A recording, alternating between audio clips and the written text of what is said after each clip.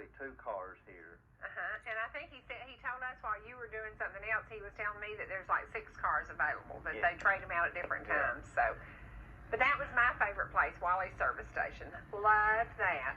And I will say they do still sell RCs and moon pies. Yeah, Ralph Bray can tell you that. He can.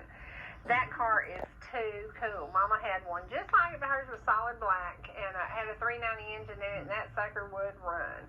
It also was a gas guzzler, so there you go. But that was it was a neat trip down memory lane, and today Andy Griffith has been on the air for 50 years straight. No other television show anywhere, anytime. Up, he's going to blow the horn. Okay, yeah. Can we turn the there you go. That's the siren that you might have heard. Now we're going to do an interview with this gentleman. Okay, wait, sir. The other car's going to blow its horn too. You got to hear it because Andy used his siren a lot. Actually, Barney used it a lot. And these gentlemen do these tours. That gentleman that we talked to said he's been doing this for 4 years. So, and here we go. There you are. Now that doesn't quite sound like a police car today. No, it's a little different sound to that. A little different sound, yeah. Yeah, but it is a neat trip, and it's something you will want to plan to do with your family. It was so much fun. Now this is a couple who paid the $35 to get to go for a ride in the car, and in just a minute they will be pulling out with the siren on, the light on. And it is something, what's that, $70 per couple, and you're gone probably 30 minutes. So, it's a decision you make. Do you want to spend that money, or do you want to go do the trip yourself? And I think they really, really enjoyed this. So, that's pretty cool. And I heard the gentleman say, I've never been in the back of a police car, and I thought, well, that's a good thing. That's a good thing. So, all right. There you go. Now we're going to interview a gentleman who does do the trips, and he knows a lot about this area. And he was telling us about a place where Mayberry actually came from, and it's just inside Virginia, which is how many miles away? Oh, it's close. It's maybe 30 miles. It's probably not even that far. And this was inside Wally's. Now we're going to go to the interview with this gentleman, and he really enjoys what he does. He likes showing people around, and he likes talking about it, and he likes sharing the history of Mayberry because he grew up there, and he said he had been going to Wally's filling station. It's been in business since 1937, and he said, I remember as a kid coming here all the time. So to get to be able to do this and share it with the general public, he really, really enjoyed that. So there's some neat artwork in these places. That's a little fuzzy, isn't it? Yeah, I think we're a little out of focus. But this is inside Wally's filling station, and it's just like you would expect it to be, an old general store. It has all kinds of goodies in it, and I have to say the only memorabilia we came away from there was a T-shirt that says Goober Says Hey. So I've not seen it yet. Yeah, well, it's in a sack. There you go. But it is a trip you will want to plan to take if you are Andy Griffith fans. And so many people, they said they have people who come there from Finland, from Norway, from Alaska, from India. They have people from everywhere. Now, there's Ralph Bray sitting there eating a moon pie and drinking an RC. Moon pie. Yay.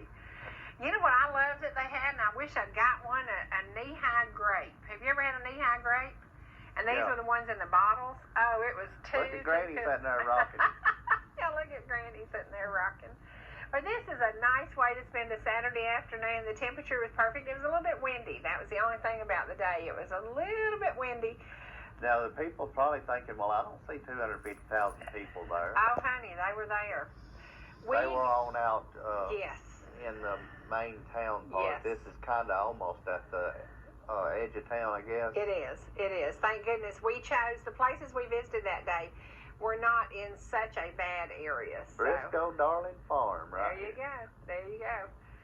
And what brought the Darlings to town? They were added what season? Oh, I don't know. This is their home?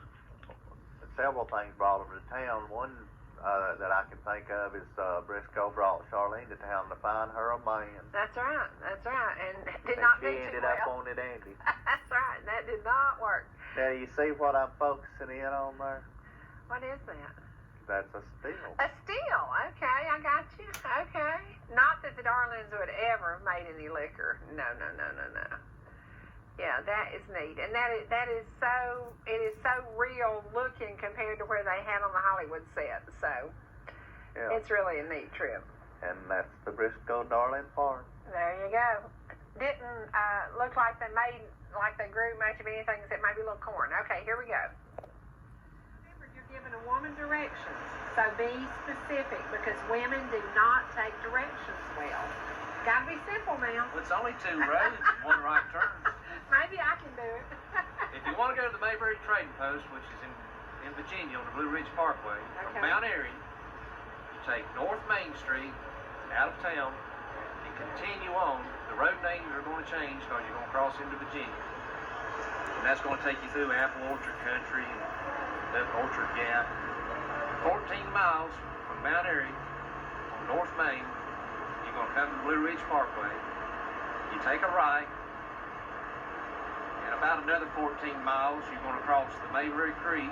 There's a sign, and around the curve, you're going to see the old Mayberry Trading Post. Wow. And is that where the name for this came from? You can confirm it with Thelma Lou, but she said Andy told her that's where he got the name. Of course, Okay. we've always known. Right. Right. Now, how long have you been involved in this, like Wally's gas station? Tell me a little bit about the history. About 4 years. Okay, and you said it is how many years old? It's how many years old? I've been told it's built in 1937. Okay. In 1937, do you think in reality people did come here and hang out and eat moon pies and RCs? Well, I've heard a story that Andy related about him and his friends would put their money together and they might share a bottle of pop here. Oh, wow. Maybe an RC.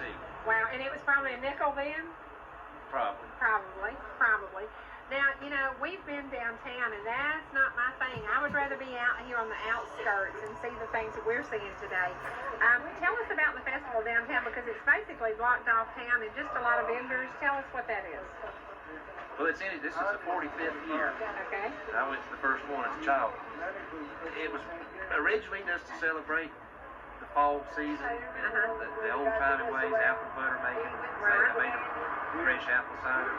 But it's kind of mutated over the years to where you got these outside vendors that come in with their crafts and their wares, which is fine. Yeah, which is like our Apple Festival in Ellijay, Georgia, or our Marble Festival in Jasper, Georgia. So kind of just a fall festival. Right.